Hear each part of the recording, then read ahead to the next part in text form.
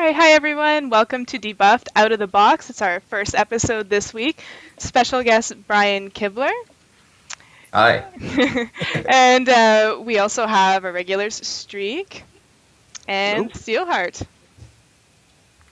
So today's a special episode. We're going to be talking mainly about SolForge, but because of our special guest, Mr. Kibler here, we want to also ask him a few questions and get to know him a bit better, and have him, speak about his big project with SolForge.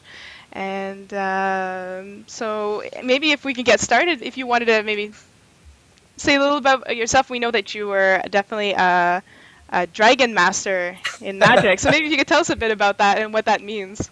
Yeah, I am both a professional game designer as well as still a competitive tournament Magic player. I've been playing games my entire life. Pretty much my entire adult life, I have done nothing but make or play games for a living, which is pretty awesome, I have to say. Particularly now, the company that I work with, was formed, by some friends of mine. The whole group, we're really good friends and get to work on really cool stuff. So it's a pretty awesome life to live. Oh, No doubt. So, I mean, you're saying you've been doing this for a while. When exactly did you start getting into these kind of card games? Do you remember that moment? I started playing Magic when I was 13, and I'm 33 now. So I've been playing for almost as long as Magic has existed, almost 20 years at this point. And I started playing when I was in grade school. I was really just, I always really liked games growing up. I played all kinds of games when I was a kid. But the kind of games that I liked the most were strategy games. Right. Games where I felt like I had a lot of different options and different decisions, and all of which, like going into the game frequently, not just in the actual game play itself. I really liked games like Romance of the Three Kingdoms, Nobunaga's Ambition, like all these games where you made like large scale strategic choices, and even games that weren't sort of naturally strategy games, I played them as strategy games. This sort of game that I point to as I think indicative of the kind of gamer I am and always have been really. Was the Nintendo game Baseball Stars, which was it was a sports game. It was a baseball game, but the part of the game that was interesting to me wasn't the gameplay. It was the fact that you sort of built up and trained a team as you played, and I figured out that you got more money playing against teams with like the highest popularity score, and I would just play my own team against the team over and over with the highest popularity score to get the most money and just make the best possible team. That's basically what I do now. So, So, I mean, now that you've had all this background, how did it lead you into game design? well, I actually, when I was a competitive Magic player, I had a lot of success on sort of the Magic Pro Tour, and by the time I was sort of partway through college, I actually got job offers from Wizards of the Coast, the makers of Magic. To come work on Magic. They, offered me an internship in R&D, and I actually turned them down on multiple occasions because I didn't want to stop playing Magic. I enjoyed competing far too much. And then it was actually after I had finished my degree, and I was just playing both Magic and poker sort of full time for about a year.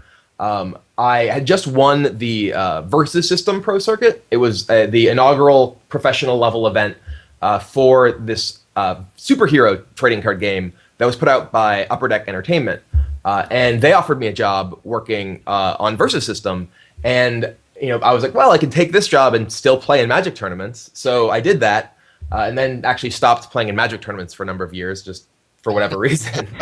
But that sort of led me to where I am today. Oh no, it's great. Well, thank you. And we know that you actually have a background in philosophy and religion. Yes. So, I mean, how does that? Do you find that has any impact in your gameplay or in your career? Yeah, my degree is in philosophy and religion, and I like to say that I get a lot of value out of it by not getting angry at things that happen to me when I get really unlucky in games. But in all seriousness, philosophy is actually a very common degree among game designers, in part because it encourages very structured systemic thinking, which is very important when you're putting together the various systems that are going to be a part of the game, or breaking down systems of games you're trying to win. Okay, no, I've never even thought about it that way. And okay, so I guess with your influence in the game industry, have you been watching developments across the board, and how are they impacting you in the games that you're developing right now? I mean, I pay attention to, to sort of events in the game industry, primarily sort of in, the same sort of games that I either enjoy playing or that we make. For instance, there's clearly a number of other digital collectible games that are, sort of in the making out there. Mm-hmm. Things like Hearthstone from Blizzard. There's upcoming game Hex from Right. Zoke Entertainment. And we're definitely very aware of the existence of these games, and look at what we think they do well, and I played a bunch of Hearthstone recently, and I was figuring out, okay, what do I like about this? What don't I like about this? And sort of figure out the ideas that may apply to our own games. And what are you finding is the most challenging aspect of designing these games? Is there anything really frustrating in the process? I wouldn't say there's anything frustrating. There's definitely challenging aspects. The any sort of collectible game has a lot of challenges in terms of there's so many interlocking pieces. When you make a game that is a set entity, the things you put in the pieces like a board game. You know how these things interact because you just play the game, and that's what the game is going to be. Collectible games are different because they're constantly evolving. And it's interesting the differences between a digital collectible game and a physical collectible game in terms of the kind of options that you have with when sort of those issues arise. If for instance a card in SolForge turns out to be more powerful than we anticipated, or a particular strategy is dominant or something like that, we have a lot of options that you just don't have in a physical game to address that. One of which being you can just print print. I use the term print because that's what you're used Right. to talking about for card games. When you're not actually printing anything, you can create new cards that can address these and get them into the system far faster than you could possibly do with a physical game. Right. And on the topic, I guess this is your career, but if you could go back in time and choose a whole other career, what would it be and why? Maybe I'd play a different game for a living. I don't know. No, I mean it's funny because it's difficult for me to sort of imagine wanting to do sort of different types of things because gaming has been a really central part of my life for my entire life. Right. I started playing Magic 20 years ago, Mm-hmm. and like I was saying before, I literally haven't done anything my adult life for a living other than make or play games. So I mean, there was a period when I thought I was going to be a writer. I can imagine maybe, I don't know. Yeah, nothing else. No. That's fine. So, I mean, on the topic of games, you've always loved games. Are you a video game player by any chance? I do play some video games. I'm not really much of a console player. I Mm-hmm. play a lot of PC games. The game that I probably play the most, other than games that I work on right now, or Magic, obviously, is League of Legends. I actually, I follow the sort of professional League of Legends scene. I'm actually, hung out with and traded, League of Legends and Magic lessons with some of the Oh, professional really? League of Legends players. So there's definitely some crossover there. All right, well then, what's your favorite role in a League of Legends game? I like jungling, and I think Oh, yeah. a big part of the reason that I like playing jungle is very much the same sort of strategic mindset in other that I take to other games. A lot of what's going on when you're jungling is specifically planning out the various parts of the game you want to try and have influence over, and sort of having to reevaluate that as the game goes on. And I guess you've been watching Worlds recently? I was actually this past weekend I was in Dallas for my cousin's wedding. And during the day, I was actually just glued to my laptop watching Worlds coverage when I wasn't actually involved in any sort of festivities. Sorry about that. I just kind of cut out of the video for a second. um, so, all right. Well, I guess we've talked a lot about your background, and the whole point of this is really about SolForge. So we're hoping you could maybe talk a bit about the game. We have probably a lot of viewers that haven't played the game. Could you maybe just give a bit of a rundown of what it's about? Sure. So SolForge, it's a digital collectible game. So the gameplay, or at least the game structure, is similar to a game like Magic.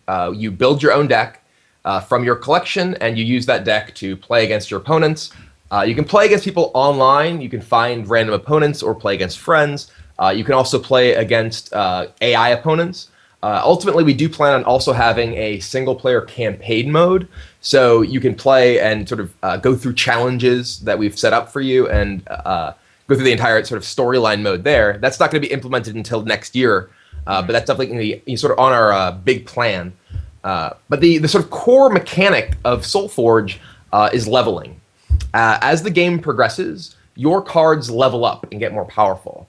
So whenever you play a card, that card goes into play, has its effect, whatever, and then the higher level version of that goes to your discard pile. And as the game progresses, you also level up, and you start to draw your higher level cards and sort of do more powerful things as the game goes on. All right, sorry, I'm just trying to fix some video problems we're having here. I know my camera and the camera's kind of messing up here. I'm sorry, guys. I can't really edit it right now. I'll tell you what, Yeah. Mr. Kibler, I actually absolutely love the concept of the game, and like we were talking about earlier, I'm a brand new player, been playing for the last week, and the leveling part of the game, and the fact that you can still pull level 1 and level 3 cards at the same time is really challenging. It's neat. I haven't played another game like it, and I'm really enjoying it. Oh, awesome. Yeah, the whole leveling aspect has a lot of sort of strategic and tactical implications as, these games progress. Like, sometimes you may have a card that's very powerful right now, but in terms of the sort of overall way that your deck may match up against your opponent's deck, it's not necessarily the best card to play. There's some cards that are, very weak early on, but as the game goes on, they become very, very powerful. So, you're able to have all kinds of things sort of embedded in that one system that determine, how the whole game plays out. It's fun. I'm glad you think so. So, I mean, and I have to admit, I am newer to these kind of games. So, for new players like me, you're starting out with a deck. Do you have one that you recommend? Do you have a faction that you're a bit more preferential towards for someone starting out? Well, I mean, you actually start out with 2 pre-constructed decks just in your account already. Every new account starts with, I believe it is I'm gonna get this wrong. No, it's a Necrium Aloyan deck and then an Utera Tempest deck. They're decks made up of 2 each of the four different factions in the game. That's how you have to build your decks in the game. You play exactly 30 cards and up to 2 factions. You can't have 3 factions in the same deck. You can only play 3 of any given card. So there's a lot of decisions you have to make in terms of, okay, do I want these cards from this faction, these cards from this faction? But I think all the factions have their strengths and their weaknesses. I think that Utera is probably a good faction for a newer player, just because it has a lot of fairly straightforward mechanics, things like things that make your creatures bigger and just big creatures and things that make multiple creatures. That all work very well together naturally. There's a lot of strengths and weaknesses to each of the factions, and that's what makes deck building interesting. And also I want to let, for those of you who haven't started playing, you can get this on Steam. It's free to play. It's an easy, quick download, and you get daily rewards, some packs when you're downloading. So make sure you definitely check it out.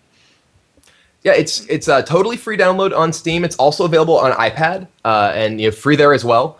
Like you said, you get rewards just for playing. Every day you earn rewards just by logging in, as well as your first win of the day and your third win of the day.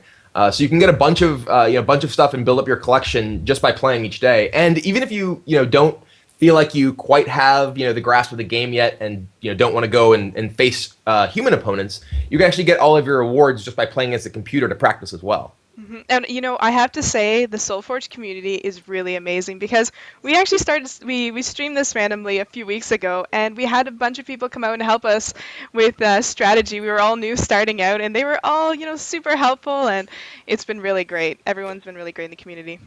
Oh, I mean, we're thrilled to have the kind of community that has come together behind SolForge. Not only are there incredibly helpful and incredibly friendly people who you'll find on our forums, on some of the the fan websites. But there's also just a huge community building organized play inside the game even before we've able to be implemented ourselves. We have plans for our next big update is going to include tournament play, but we've had a number of community members organizing big tournaments by themselves. There's a subreddit on Reddit I don't really know the right terminology for No, that. that was right. Subreddit, yeah. Either.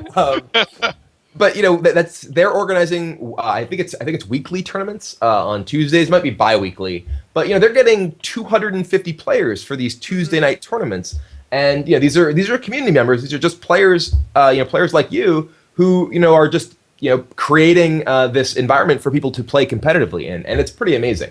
I know. I've actually heard a lot about them. I've unfortunately haven't had the chance to play, but I think Streak, you've already participated in a few, haven't you? I have participated in 2 of them. Okay. Participated is a weak turn. I kind of got slaughtered. I had a deck I thought was all set for the last tournament, and I practiced it, and everything was going great, and I was beating up on people online. I'm like, oh, this is the one. It was one of the Utera decks that was kind of my, what I call Zerg decks, because I don't have those big cards to last in the later rounds, so I figured, I'm going to get them before we get into the later rounds, and once that tournament started, the RNG decided, nope, not your day. And how about you, Steelheart? Have you had the chance to hop in any tournaments yet? I have not. I'm looking forward to my first one, but I think I've been using all my luck on the player versus player through the SolForge matchmaking, because I've been having some really good draws, which means when I get in a tournament, my luck's going to run out. And actually, Alfred August, who we had with us, we were trying to get him on the show. He's been actively participating in a lot of tournaments, and apparently he's in tomorrow's tournament as well. Oh, very cool. Oh, Alfred. So, I mean, how have you enjoyed working with Stoneblade Entertainment, and does it differ from the other companies you've worked with in the past? I mean, it's great. This company started out as some friends who wanted to make some games. I was the third person in the company, and now there's about 20 so people. Oh wow! So we've been through a lot of growth over the past few years. Our first game was Ascension, the deck building game that's also available as an iOS app that we are in process of bringing to PC and Android as well. That sort of was actually originally just Justin Gary's sort of pet project. He just wanted to make this game to play with his friends, and then was like, you know what? I think we can sell this. I think this is good. That game sort of blew up a little bit beyond what we were really ever expecting. We got sort of fan base behind that allowed us to run the successful Kickstarter campaign for SolForge. We partnered with Richard Garfield, who amusingly. Justin was actually at Penny Arcade Dev Expo, the developer conference for Penny Arcade, and was watching a panel that Richard was on. Richard being the original designer of Magic: The Gathering, and there was a question from the audience that was asking Richard what his favorite games that he was playing right now were, and he was like, "Oh, well, the game I play the most now is Ascension." And Justin was like, okay, we need to have a conversation because we here at Stoneblade really like Magic, so maybe we can work something out. But yeah, I mean, it's a great environment. It's a group of friends, really. Right. And we get to hang out and make games, and it's really just great. Well, it sounds like a great environment to be around. And you're talking about Ascension, and that's where it sort of started in the back end. How do you find that SolForge competes with it? Or I mean, maybe they don't compete, but how do they compare? I mean, I think they're different sorts of games. I still love Ascension. I don't play Ascension nearly as much as I used to. I used to basically be playing Ascension all the time on my phone. Now I'm playing SolForge much more on my iPad. So I mean, any sort of game is going to sort of naturally compete with another game because they take your limited resource of entertainment time. But they're not really the same sort of games. Ascension is a game that I think appeals to people who are looking for sort of a more contained experience. Because, as I was saying much earlier in the show, something like a collectible game is very different than something like a board game in that there's so much more to it outside just the playing of the game. There's the collection, the building of decks, and it can really take up much more of sort of your mind space and your mental energy. As you're sort of striving to, build the best deck, win the tournaments and things like that. Ascension, you can be competitive in Ascension as well, but it doesn't, to play Ascension, sort of seriously, there's not the same sort of dedication that it sometimes takes to play a collectible game, where you're more sort of trying to refine different strategies and follow the other strategies other people are using, react to those things like that. Oh, that's great. And do you mind if we take a question from the Twitch channel right now? Absolutely. Actually, from Alfred August. He's hearing some talk about drafts and new cards coming apparently soon. How soon? So we have a small update that's going to be going live very soon. I can't give an exact date for it, but it should be very, very soon. Nice. That's not the draft update. That includes a sort of some quality of life changes, including a next game button and some improvements to the timing system. So you can easily navigate between your games just by pressing the next game button. Anytime it's your game, or rather your turn in another active game, Yep. you can just press it and it immediately brings you to your next game. Oh, great. It also adds a couple new things, some text update changes and some cards that had some problems with the original release, and as well as the ability to purchase new deck slots and the faction pre-constructed decks that we originally had available during the Kickstarter. The draft update is our next big update. We don't really have an exact timeline for that. Similarly, this sort of our general philosophy is that we don't really want to commit to it'll be live by this time, and then if something happens and we sort of miss a date, then people get upset. But we're targeting having that available in the next month or so. Okay. But that's really sort of our very general kind of timeline. And he has a bit of a follow-up question. He's asking about structures. Structures, for those who aren't familiar with structures, structures were an additional card type that we had as part of our original demo version that we showed during our Kickstarter campaign at Gen Con and Penny Arcade Expo last year. It's kind of crazy that it's been a year. But we ended up originally removing them from our first release because we had some technical problems, some interface issues with displaying them just how we wanted to. We still plan to have structures as part of the game, but they will be released sort of in one of the future sets. They're not part of the 20 card sort of bonus pack that's coming with the draft update. That's going to be about I think it's actually exactly 5 cards for each of the factions, sort of spread across the different rarities. Okay.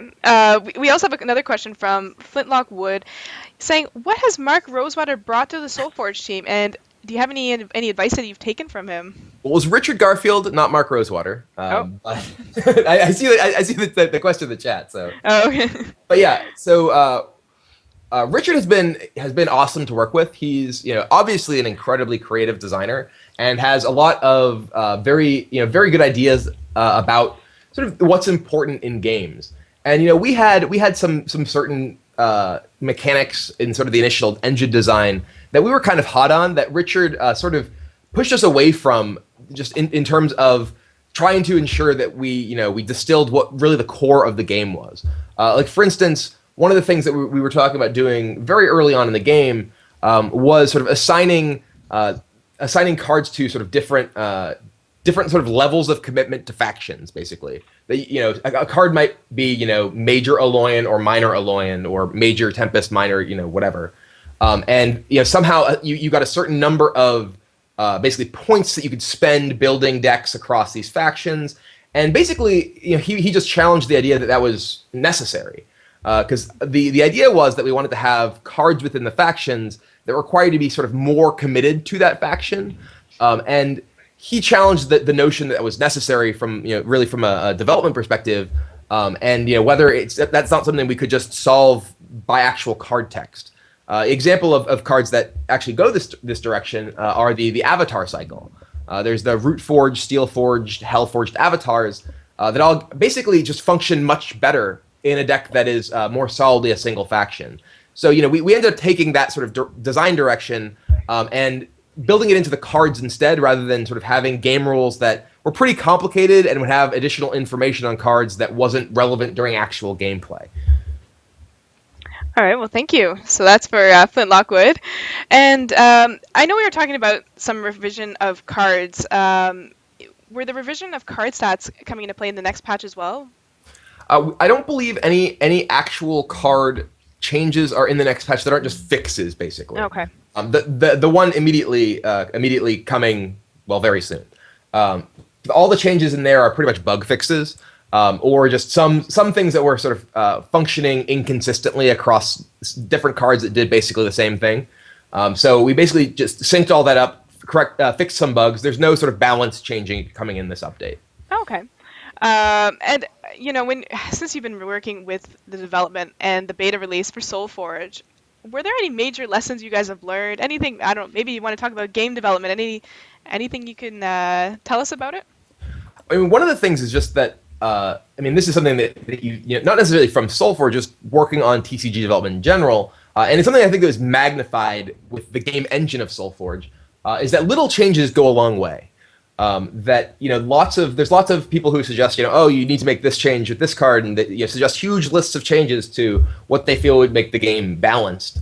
But it's important to recognize that something as little as a creature having one additional attack or one additional health can make massive implications for sort of how the system fits together.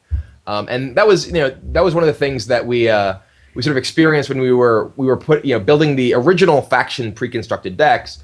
That we were like, okay, well, this deck is winning more often than this deck. This deck's winning more often, and just changing like a single card in those decks can have huge impact on how things change, how things end up playing out. And I know you guys were talking about iOS, PC, and we're looking at Android in the future, I hear. Yes. Is there any time frame or goal? We are aiming to have iPhone available this year, and we're aiming to have at least an early beta version of Android available this year as well. Great. Sweet. We have another question from Flint Lockwood. Is it harder developing a digital game rather than the physical paper game?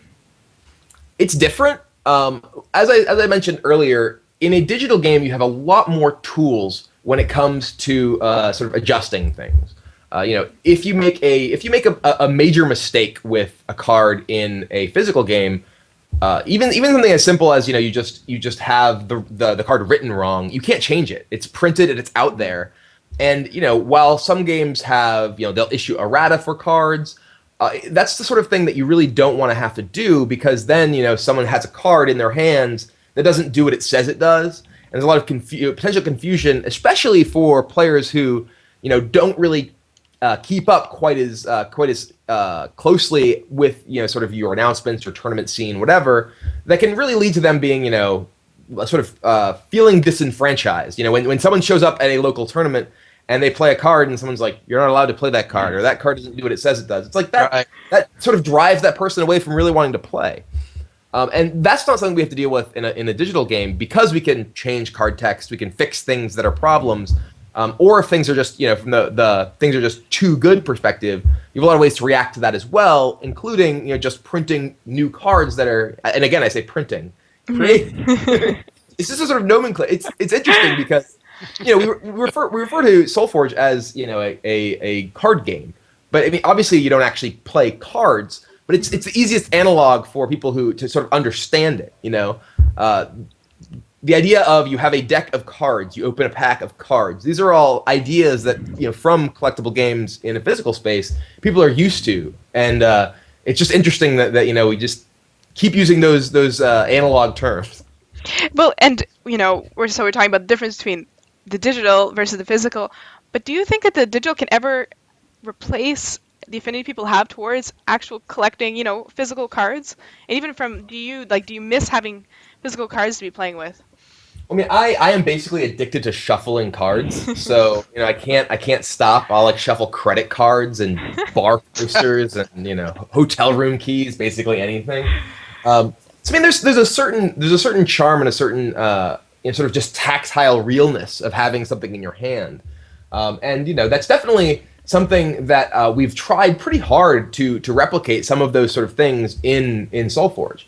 You'll see, we have like a very sort of a fairly elaborate, pack opening animation, because we want the sort of moment of excitement when you open a pack to be an exciting moment, rather than you press a button and just a picture of some cards appears on your screen and you're done.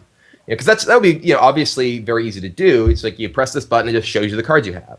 But the excitement of physically cracking open a pack and pulling out the best card and be like, oh, look what I got. that's something that it's important to gain from that experience. No, absolutely. Absolutely.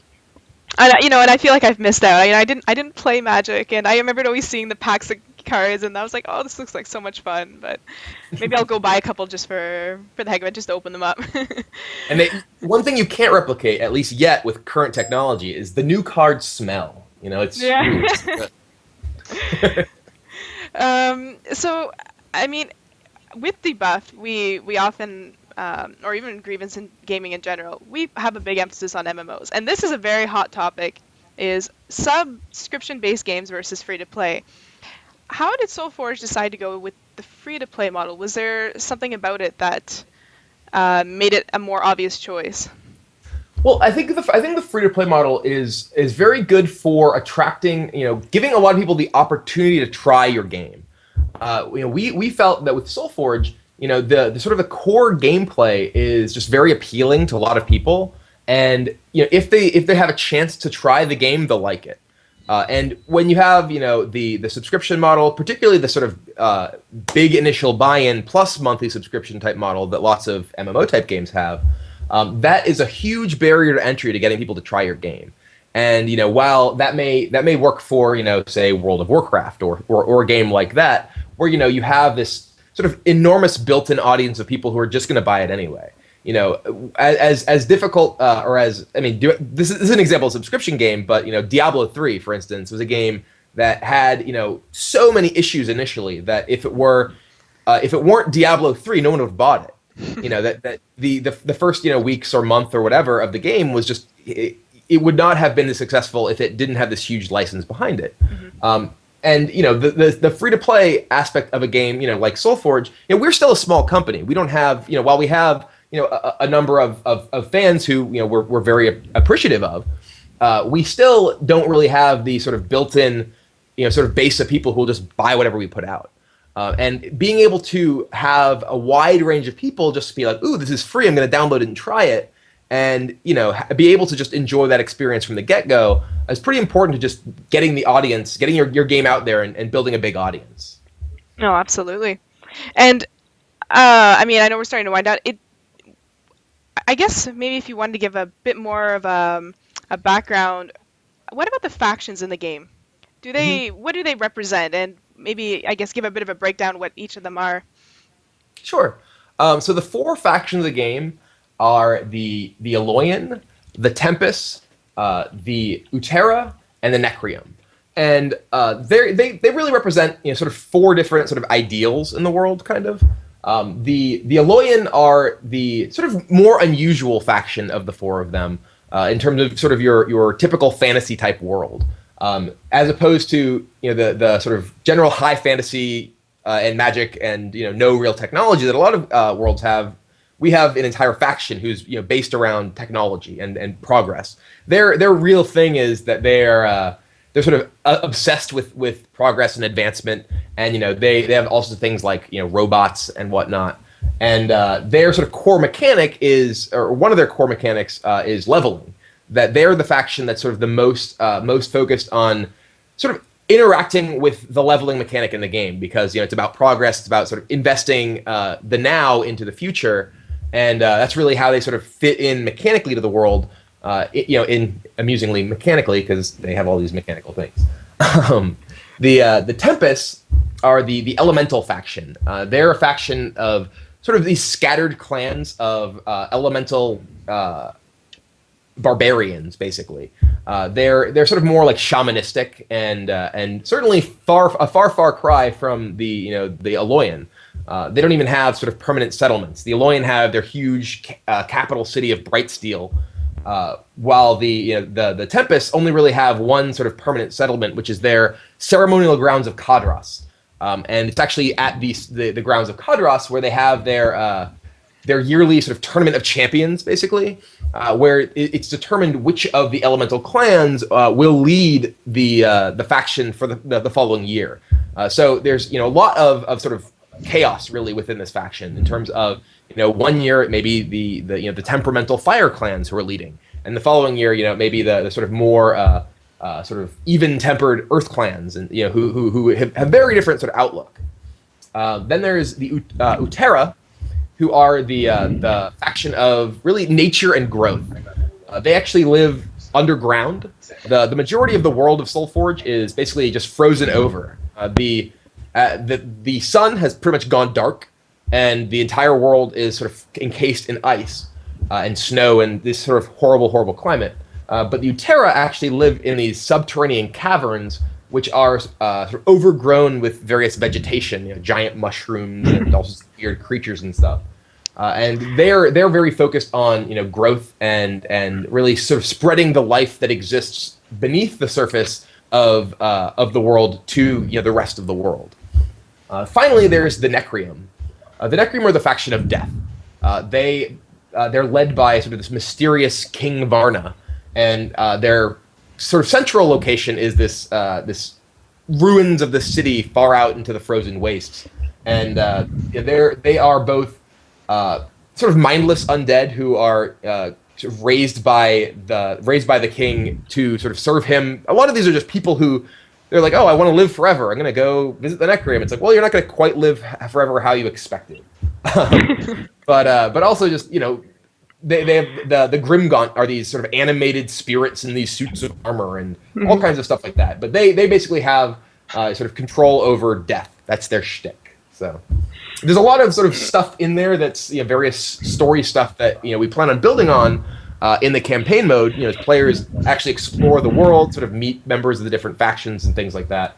But we're going to be keeping a lot of that secret until then. Sounds like it's really going to be interesting. I can't wait. Yeah, I mean, we're really excited. Actually having the chance to build our own world. Like, I was one of the designers years ago on the World of Warcraft trading card game, and while it was cool to work on a huge property that had lots of devoted fans and stuff, it wasn't something that was mine. And this is a game world that all of us working on it are very excited in really fleshing out and creating this really cool story to sort of go along with the really cool game. And actually, we have a question from Magic Rules 516, kind of talking about how did you guys decide to go on the route with the combat as opposed to how Hex is going to do it more of the Magic route? We really focused on having SolForge be a game that is friendly to mobile gaming. Very specifically, we avoided having decisions that you make on your opponent's turn. One of the things that we really liked about Ascension in its sort of iOS app form is that it's a game that's very, very easy to just sort of take your turn when it comes to you. You just pick up your phone, be like, okay, it's my turn in this game. I'm just gonna look at this board, take my turn, go back to what I was doing. And we wanted to have that same sort of ease of sort of getting in and out of the game that we had in Ascension that we feel really makes that such a great mobile game. And in order to do that, we needed to have, basically you couldn't make decisions on your opponent's turn, and certain things had to basically function in an automated way. And the sort of Magic combat, like attacking and blocking, very clearly doesn't work in that way. You could have, like directed combat, like it's actually a way that Hearthstone does their combat, which is derivative of the sort of WoW TCG engine, just with no basically activated blocking. It's just there are guys who you have to attack before you can attack other guys. Those are all various options, and really our goal was to sort of create the smoothest kind of asynchronous experience that still had a lot of decisions in it, clearly, but made it so that you could play the game very easily on mobile. Oh, great, thank you. And we have a question from Yukagi. While SolForge is free to play, has it proven to be profitable yet? I mean, we have we've had a lot of fans who are very happy to buy gold and get packs of stuff. We want people to feel like they can play for free. Obviously we are a business. Our goal is to make money. And so far we're happy with how SolForge has been doing. And we obviously want to bring more and more features so that people feel like they want to get involved in the game. Things like tournament play and draft play that'll be coming with the next big update are clearly huge things that give people a lot more to do in the game that we think will want them to get more involved. Great, thank you. just going through the questions here. And I know Racecar is looking. Are there any good story spoilers? Race car asks me every time. But unfortunately, I don't have any more to offer you. Fair enough. Okay, let's see here. Will you continue? This is Alfred August again. Will you continually produce new cards so that the game always evolves? Yeah, I mean, we view SolForge as very much an ongoing thing. We have the freedom because we're a digital game to do releases very differently than physical games do. That's why we have the 20 card pack that we're adding. The 20 additional cards we're adding with the tournament and draft update. Because we can just add little bits of content here and there to sort of keep things interesting. We also recognize that it's much more exciting when there's a lot of new stuff at once, because it's like, oh well, which of all of these cards are good? Which do I want to put in my deck? There's all this stuff I want to try.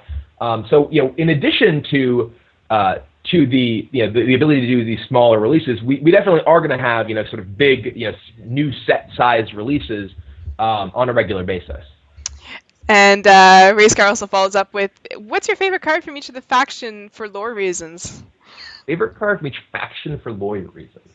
My favorite cards are mostly just because I think they're overall awesome. I think my favorite card in the game overall is Everflame Phoenix, which one of the really cool things about the leveling in the game is our ability to sort of tell stories with it. And Everflame Phoenix was just designed as a phoenix. We wanted to have something which really felt like the sort of story of a phoenix. So it's at level 1, it's this little firebird, and then at level 2, it's a pile of ashes.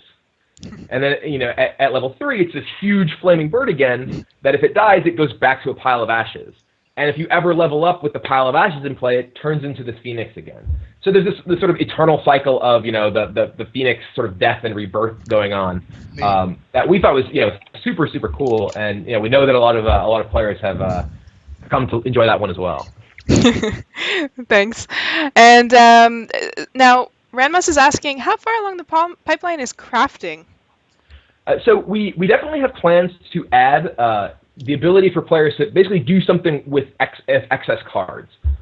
We're still sort of in the design stages of that, discussing what exactly the particulars will be. Whether maybe you'll have the ability to trade some number of cards of a lower rarity for a random card of a higher rarity.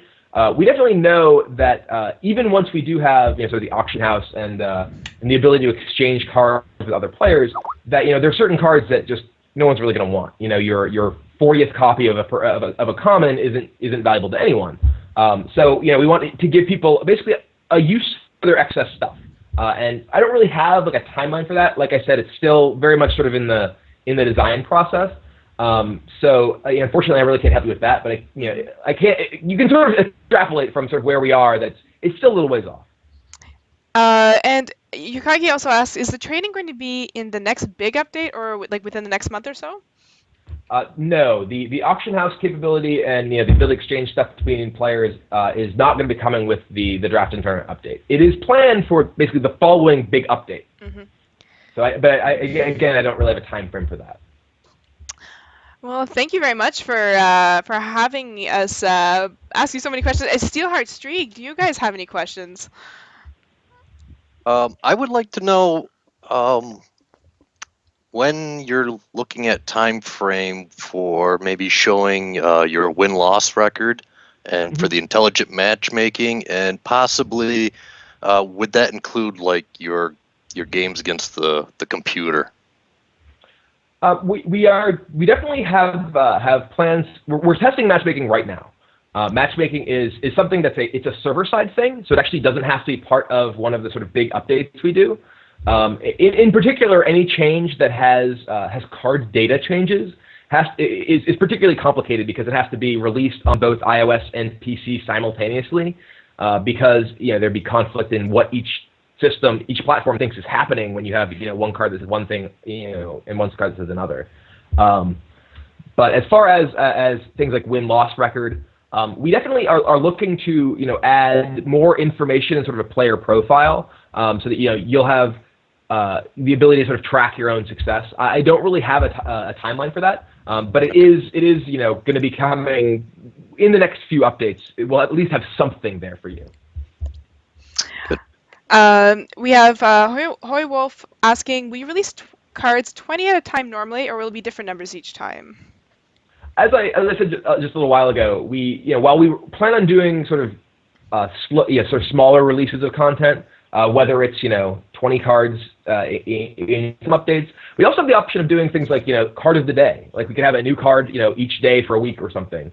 That you can maybe you can choose to just buy it directly that day, and then at the end of this period, maybe it's sold, it goes into booster packs. So we have a lot of flexibility in terms of the way that we release content. So it'll be all kinds of different options. And is trading, will you ever be able to buy normal and premium boosters with silver, or will they only be premium purchases for good? We plan on having the primary way that you get content, you get cards with silver is going to be basic packs. We will have more things you can do with your silver. For instance, the next update also has the ability to purchase new deck slots, and those will be purchasable with either gold or silver. But we currently our vision is for basic packs to be the primary way that people use silver to get content. Great, thank you. And Yukagi also has another question. Any plans for ladder system with divisions? We're definitely looking at various ways to pretty much give players an incentive to want to play more and succeed.